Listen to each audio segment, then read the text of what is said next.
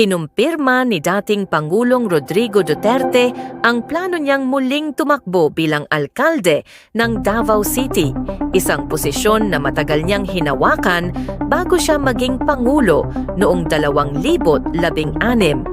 Ipinahiwatig ni Duterte ang posibilidad ng pagkakaroon ng tambalan kasama ang kanyang anak na si Sebastian Duterte, ang kasalukuyang mayor.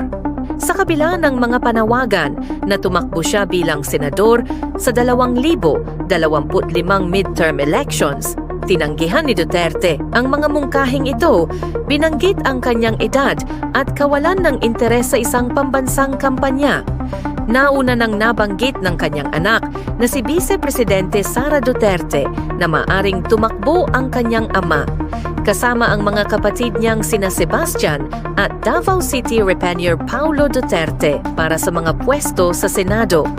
Gayunpaman, nilinaw ni Duterte na nagbibiro lang si Sara at ipinahayag ang kawalan niya ng interes sa pagbabalik sa pambansang politika. Binigyang diin ni Duterte na wala na siyang mga pampulitika o pinansyal na kakayahan para muling pumasok sa politika sa pambansang antas. Hindi na ako babalik sa politika, tapos na ako, wala na akong natira, marahil ang pride na lang, ani Duterte.